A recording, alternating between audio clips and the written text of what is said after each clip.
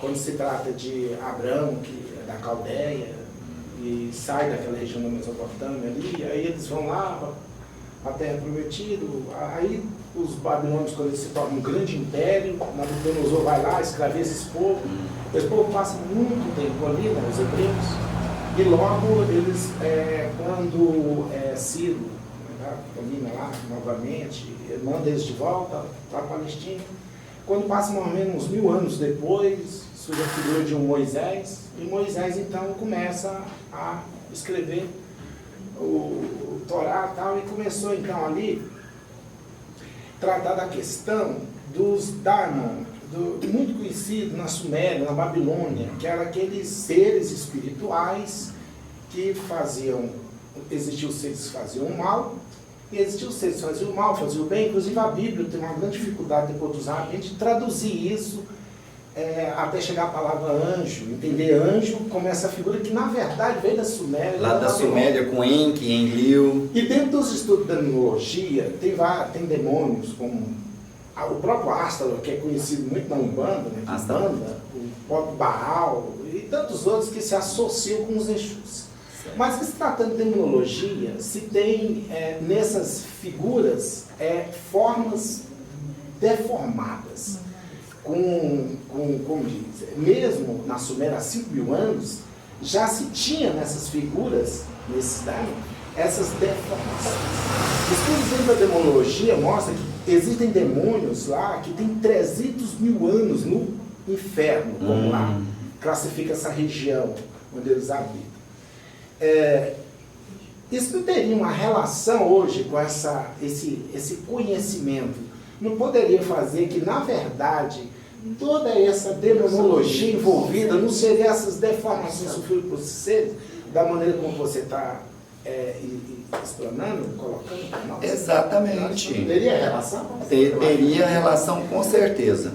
E principalmente porque esses seres, esses demônios, né, lá da demonologia, por exemplo, eu até citei o exemplo Enki e Enlil, que lá dos deuses sumérios, né, se a gente for buscar, a gente conhece.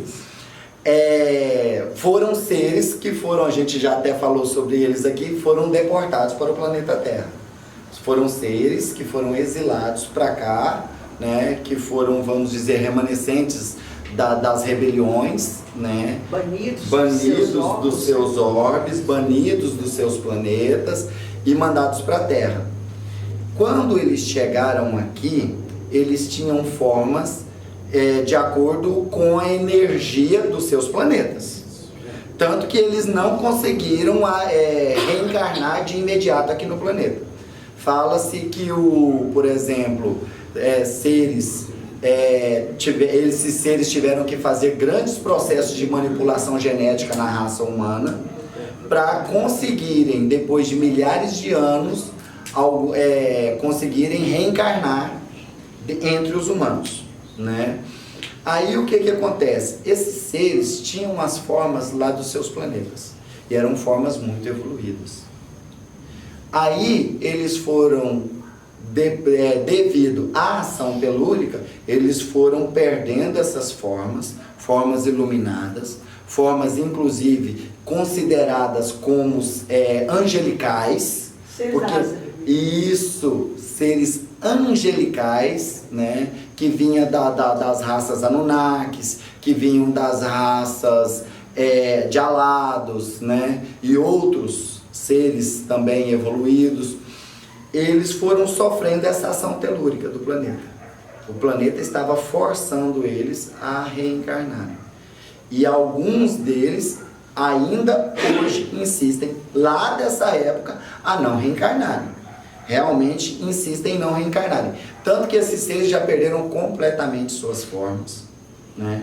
E eles se utilizam hoje de corpos energéticos, ideoplastias que eles têm para cada tipo de trabalho que eles necessitam. Por exemplo, eles querem se manifestar num trabalho onde evocam o trabalho dele, mas numa concepção de como se ele fosse um deus, né? Um dos deuses antigos, um Baal, por exemplo. Então ele não vai se manifestar numa forma demoníaca. ele vai se manifestar como um Deus. Então ele se utiliza daquele corpo energético, daquela ideoplastia e vem como um Deus antigo, um daqueles deuses egípcios. Ele vem numa forma de Osíris, ele vem numa forma de Ísis, né? Ele vem numa forma elevada. Agora, se ele vai participar, igual você falou, a questão de faz o bem, faz o mal. Ele vem numa manifestação, num local onde estão evocando ele para trabalhos demoníacos, trabalhos para o mal, então ele vai utilizar a ideoplastia de um demônio. Ele vai se manifestar como um bicho feio lá, do jeitinho que as pessoas criam. A ideoplastia de um demônio. O que? É aquela forma do capeta, com chifres, rabo, tridente, pele de dragão e tudo mais. Né? Inclusive, até eu já expliquei aqui sobre essa ideia da forma reptiliana, né? A ligação com os dragões. Né? Então, realmente faz todo sentido essa analogia e essa ligação que você está fazendo. Um demônio chama Siberus. Siberus. Todo de forma com 3 cabeças. Eu conheço como Cerberus. Cerberus, o cão que guarda os portões do inferno. E justamente 3 cabeças. Cerberus. E é um demônio. 3 cabeças. O cão de 3 cabeças. Um adendo para você. Sim, claro. Existem espíritos que não se adaptaram realmente ao planeta Terra, tipo humano, e eles passam até do que está lá. Eles estão, vamos imaginar, no 7º nível abaixo aqui, certinho? O umbral começa aqui na Terra, então no 6º nível abaixo na Terra. Eles estão lá. Muitos deles não têm condição nem de sair de lá para comunicar-se conosco. Então eles trabalham de ressonância de nível para nível. Ele, por uma forma de imantação, ele se comunica do 6º nível com o 5º, aí vai passando as ordens dele. Então, a forma de comando deles para o domínio do planeta Terra é fazendo com que eles estando no 6º nível, comuniquem-se com o 5º, então as ordens são passadas por ressonância, entendeu? E assim eles dominam muitos países e muitas pessoas importantes dentro do contexto do mundo. Exatamente. Da mesma forma que a hierarquia superior faz também o adensamento, como eu falei, das manifestações, das personificações. Eu dei um exemplo para vocês aqui, né? Mikasananda Jesus. Dei também o exemplo, Arcanjo Miguel Astacheran, né? Sempre divina, galáctica. Isso! Vai adensando. O que há em cima é igual ao que está embaixo. Exato. Exatamente. Tem Deus lá em cima, tem coisa aqui. Tem os arcanjos, tem os carinhos. É a mesma hierarquia, para cima e para baixo. Eu dou como exemplo que eu igual sempre falo, né? Eu gosto de beliscar na minha própria carne. O exemplo que eu sempre dou é sempre voltado na minha pessoa. A mãezinha na semana passada chegou em mim e falou: ó, daí precisa fazer um descarte com você, porque tem alguma energia meio trevosa aí com você e a gente tem que ver o que é isso, se é um obsessor, o que é. A hora que abriu a minha frequência, né, viu-se que não se tratava de um obsessor em si, mas sim de um processo de auto-obsessão, que era uma personalidade minha, né, que existiu antes da era cristã. E inclusive ele se manifestou, que eu achei interessante, que perguntaram para ele, né, quanto tempo, mas é porque ele deu a entender de que ele recusava completamente a figura do Cristo. Ele deu a entender que ele recusava completamente a figura do Cristo. Então foi perguntado para ele, quanto tempo antes do Cristo? Aí ele foi e falou, 2.500 anos. Aí foi onde ficou aquela dúvida. Então ele é de 2.500 anos atrás ou 2.500 anos antes de Cristo? E aí veio a manifestação, a Cássia confirmou, é 2.500 anos antes de Cristo. Ou seja, 4.500 anos atrás. Veio uma personalidade minha de 4.500 anos atrás. A Cássia, utilizando a vidência, disse que deu vontade de sair correndo do congado. Porque ela era muito estranha mesmo. Ela falou assim, a Daíra era muito bárbara, era muito deformada, era muito estranha. Então, para vocês verem, né, uma personalidade de 4.500 anos atrás, reverberando no meu presente agora. E o que isso estava me causando? Quando eu dormia, eu estava desdobrando e indo para zonas umbralinas trevosas, meu espírito estava indo para lá e voltando cheio de chip, né, mãezinha? E voltando cheio de chips, voltando cheio de tecnologias negativas. E eles, gente, só um parêntese, o grupo todo que sabe, mas para vocês, eles rezam segunda, terça, quarta, quinta e sexta. Na sexta, da tudo da tarde, 10 da noite. E às vezes ainda tem algum trabalhinho no sábado. E chega a gente no tem domingo também, sábado. Ainda vem pra cá ajudar a lavar o centro no sábado e no domingo.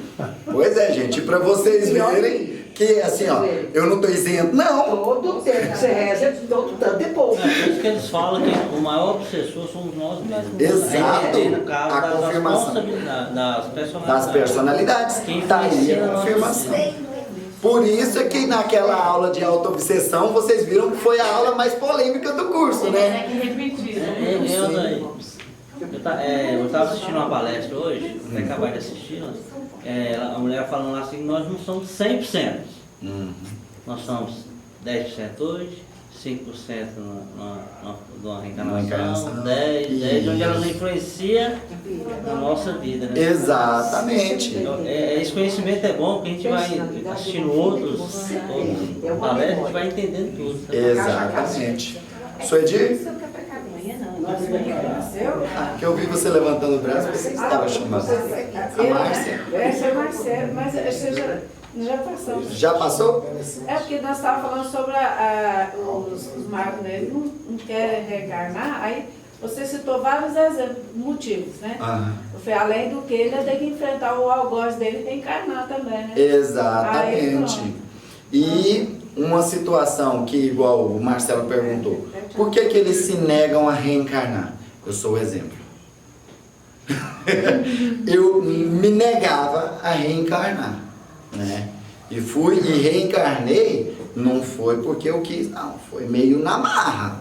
Tanto que quando eu fiz o projeto de tratamento da criança ferida, né, em que a terapeuta fez uma regressão comigo até o útero da minha mãe, no útero da minha mãe, o meu espírito gritava para não reencarnar. Ele falou, eu não quero reencarnar porque eu vou sentir muita dor, eu não quero sentir dor, eu não quero sofrer, e essa proposta reencarnatória, eu recuso ela.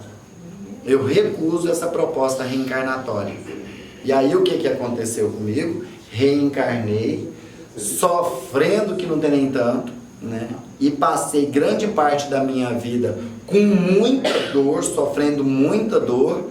E inclusive teve aquela possibilidade, que eu acho que eu até falei para vocês, em que eu cheguei a botar um pezinho na magia negra. Eu cheguei a botar um pezinho na magia negra, principalmente na minha adolescência. Depois eu voltei, graças a Deus, e estou tentando aí me reencaixar no caminho certo. Tipo como louco, né? Tipo como louco, me levaram para pai, me levaram para pai e tudo mais, né?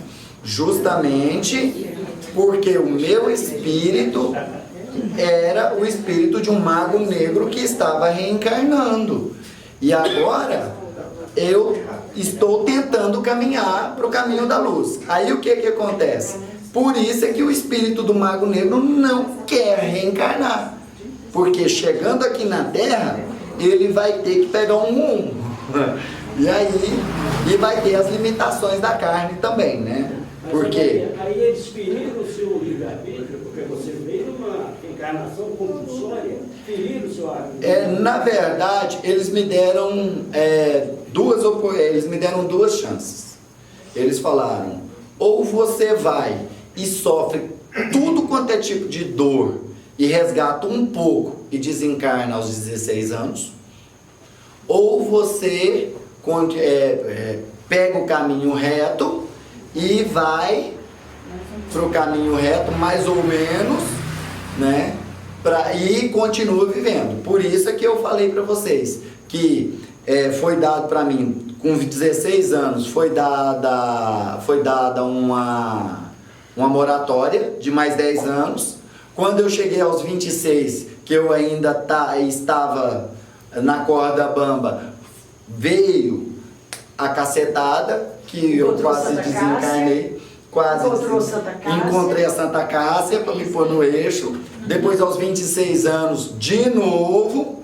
E depois falaram, ó, se você não pegar rumo até os 40, até contei para vocês, até os 40, com 40 você desencarna. Os membros da Casa Maria de Nazaré, todo mundo passou o ano de 2015, todo mundo passou o ano de 2015 com o coração na mão.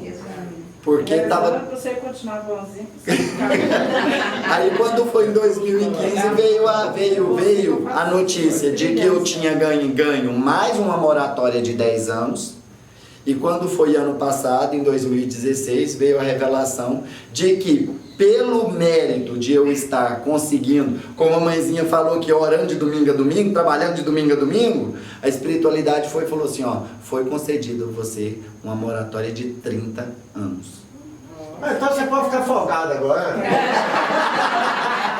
Para trabalhar mais, né? Terça-feira, o doutor Zé de Paula ficou muito preocupado com o estado de depressão que está o corpo mediúnico, ou que estava o corpo mediúnico. Nós estamos vendo aí que as soluções dos problemas, eles estão exatamente na ação. Porque ele foi ganhando as moratórias de acordo com o trabalho. E o trabalho que deu a ele essa remuneração de mais 30 anos. Não adianta você achar que você ficando lá na sua casa, deixando de ler aquele livro, deixando de ler aquela apostila, deixando de beber água frutificada, que você vai ficar melhor que você vai. Nós somos espíritos num processo de evolução. Somos que a situação nossa é mais delicada do que os consulentes que vêm aqui pedir socorro. Nós somos os mais doentes. Porque nós somos o quê? Nós somos os espíritos mais endividados que ele, tanto que somos médios. Pedimos, implorando para nós ser médios para poder fazer hora extra. Então todo mundo trabalha até às 6, nós trabalhamos até às 11. Porque são mais 5 horas extras para poder resgatar os débitos. Não, o Serasa do plano espiritual não libera nós. Fica tudo registrado lá no corpo multical.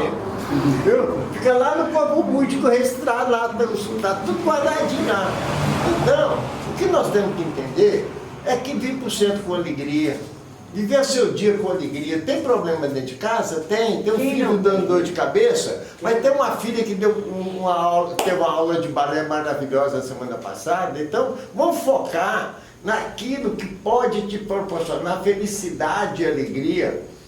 Vamos rezar e pedir a Deus que amenize as situações mais delicadas pela qual passamos, mas vamos procurar viver um clima de felicidade. E tem uma coisa, todo o nosso passado está registrado em nós, está lá no corpo búdico, é só estudar um pouquinho. Então não adianta, não há jeito de ludibriar, não. A ação telúrica está aí, ó. Capaz de ver. Não, e não então, tem e o nosso lugar de achar um jeitinho de amenizar a situação é no condar. Eu não conheço outro jeito melhor para cada um de vocês. Não conheço nem para mim. Então, é vir mais para o centro, é ler mais, é participar mais dos estudos, refletir sobre os seus atos, sobre as suas ações, sobre os seus comportamentos, ser mais generoso para com os outros. Não é também ficar te cobrando muito também, não. Nem tudo é ferro e fogo, né? Vamos ver uma coisa mais devagarinho. Então, vamos buscar momentos felizes para viver feliz, ok? Ok. Ok. Sim. A lei diz assim, a deformação de corpo astral é proporcional à maldade cometida. Isso. Porém, existe uma resistência desse espírito. Então, qual é a ligação? Resistência, maldade e deformação do corpo astral. Se há uma resistência encarnada. Na verdade, aqui a relação maldade e deformação é a situação do mal que você praticou, por exemplo, na sua última existência. É aquela pessoa que, igual, por exemplo, acontece muito de manifestar, aquela pessoa que praticou atos, vamos dizer, era um estuprador na sua última encarnação. A hora que ele vai para o plano espiritual, que ele desencarna e vai para o plano espiritual, toda a ação energética de todo aquele mal que ele praticou vai se manifestar no seu corpo astral. E já vimos casos de espíritos que se manifestam com o aparelho genital, por exemplo, era o pênis de um cavalo. Era manifestado o pênis de um cavalo. Ou sem o pênis, né? Pessoas que... uma coisa boa, foi manifestado uma vez uma pessoa que ela sacrificava animais em rituais de magia negra. Matava todo tipo de bicho, né? Num ritual de magia negra. Quando ela se manifestou dentro do trabalho de apometria, o corpo dela não tinha mais nada de humano, mas cada parte era de um animal. Sabe? Exatamente.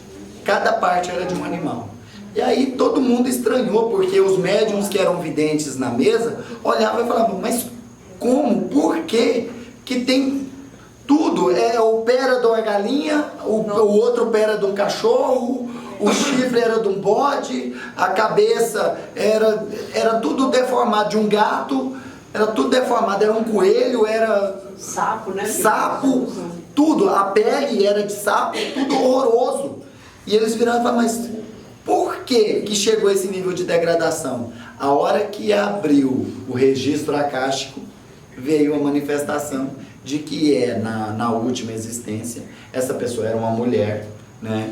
E tinha feito trabalhos de magia negra. Inclusive você se lembra, né, Marcos, dessa situação que a menina foi buscar ajuda para nós, porque ela mudou para uma casa e que nessa casa descobriram depois que lá tinha um centro de trabalhos de magia negra. E depois que a família foi para essa casa, tudo degringolou na vida da família. Tudo andou para trás. E a família preocupada foi buscar ajuda.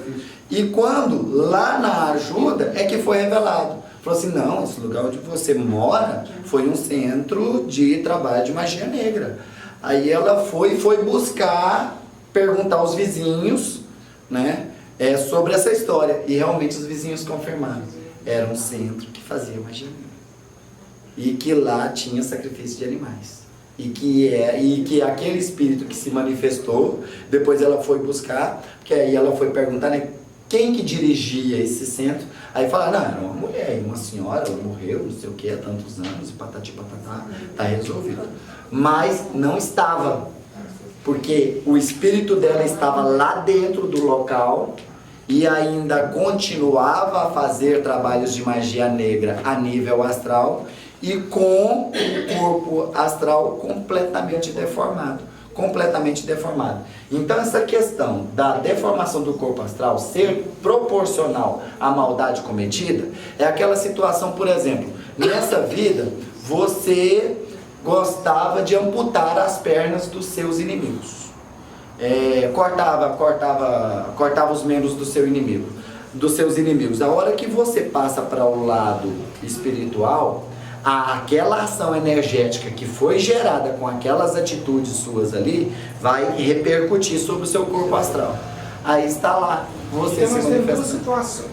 Nós temos uma cuja maldade, quando você desencarna, ela vai dar um efeito. Exatamente. Deformando. Isso. Então tem uma outra ação, é a resistência desse espírito em reencarnar. Isso. Sofre inflação. Só que você, durante passando aí os slides, você comentando, você falou da microencefalia de um espírito que, por resistir, quando ele encarna, tem essa oportunidade de encarnar, ele tem a microencefalia, ele vem com esse problema. Aconteceu um caso, inclusive, que revelou um problema de hidrocefalia, que é aquela cabeça que incha, em vez de diminuir, faz inchar. Isso. Tem que colocar dreno e que essa menina, ela reencarnou, inclusive ela mora lá perto de casa. Foi inclusive a orientação dos mentores da casa que passou isso. Que a hidrocefalia foi um resultado de um karma, onde quando uma vida passada, ela tinha poder e mandava cortar a cabeça do seu desafeto. Então veio com a hidrocefalia, com o excesso, até hoje tratando. Por quê? Porque o corpo astral dela sofreu essa deformação devido a isso. Onde eu vou chegar? Aqui temos uma ação kármica. Só que aí, quando você falou, a microcefalia não foi uma ação kármica vivenciada no plano terreno, mas foi resultado de uma instância no plano astral. Então a ação kármica estava lá também? Estava, porque esse espírito, além de resistir à reencarnação por milhões de anos, que foi falado milhões de anos mesmo, ele resistiu à reencarnação por milhões de anos, ele ainda utilizava o poder mental dele, que ele tinha um poder mental gigantesco para praticar o mal. Ele utilizava ele não só resistia à ação telúrica do planeta, como também utilizava o poder mental dele para o mal. Aí o que aconteceu? Essa criança, a mãe procurou o grupo para poder receber o tratamento, ela estava no 6º mês de gravidez, e a criança estava completamente disforme dentro do organismo da mãe. Ela tinha problema de má formação na coluna, a coluna dela era toda torta. Ela tinha problema de má formação no coração, o coração dela era todo deficiente. O crescimento retardado, porque no 6º mês de gestação ela ainda tinha 21 centímetros apenas e não pesava mais do que 815 gramas, né? Tinha 815 gramas só. E a família desesperada, porque os médicos já tinham falado, essa criança não vai conseguir nascer, ela não vai completar o período de gestação. Quando a mãe procurou a casa, a espiritualidade superior orientou, falou, esse espírito nunca reencarnou. Ele sempre se recusou a sofrer a ação da energia telúrica. Então, o seu corpo astral foi completamente deformado. E agora nós precisamos reformatar o corpo astral dele. E aí com um espírito desse nível, aí a espiritualidade, com os 4 elementos. Aí nós vamos utilizar os 4 materiais e mais o 5º, que é o fluido cósmico universal, ou éter. Aí foi feito o trabalho com essa criança. Primeira semana foi feita a energização com a água, não, foi o fogo, depois veio a água, depois veio a terra, depois veio o vento. Quando foi para poder fazer a do éter, a criança nasceu. Olha ali na foto. Ela na foto pra ela. Ah, tá. Aqui, ó. Essa aqui é a moça. É um dos bebês da Articura, essa aí. Essa é a moça. Né, Aldair? Oi? É um dos bebês da Articura. É, um dos bebês da Articura nossa lá. Tá vendo? Isso não é bebê lá, gente. Essa lá não. Aí o que acontece? Sim, Quando eu estou falando de situações traumáticas, eu gostaria que você me explicasse uma coisa que eu já li muito, mas eu nunca me deparei com a situação. Já li muitas vezes a situação, mas nunca me deparei com a situação. Certo. E nunca conversei com alguém que tem um discernimento maior que o meu para poder me explicar. Eu vejo situações em centros espíritas, tanto visitando quanto de consulência que aqui chegam, centros espíritas que fazem trabalhos com os seus dirigentes conscientes, ou talvez inconscientes, porque talvez a entidade espiritual, a roupagem fluídica dela, como você acabou de dizer, é uma roupagem fluídica de um quiumba lá do inferno. Mas ela se manifesta naquela casa como um orixá. Como um orixá. Então nós temos duas situações. Situação A, que o dirigente não tem discernimento. B, o dirigente tem discernimento. Ou para ganhar dinheiro, como autossatisfação, ou como cúmplice, ou como está sendo sugado mesmo pela entidade. Que isso acontece. Muito. Ele tem visto muito aí, tanto na literatura quanto na prática, principalmente na prática, mais que na literatura. Nos deu um parâmetro entre uma casa ou um dirigente casa, ou corpo mediúnico, dirigente casa, que trabalha utilizando ou sob julgo dessas entidades ou consciente. O que é que nos acontece como médios, como dirigente, como corpo mediúnico? A consequência é drástica, gente. Com certeza. Olha,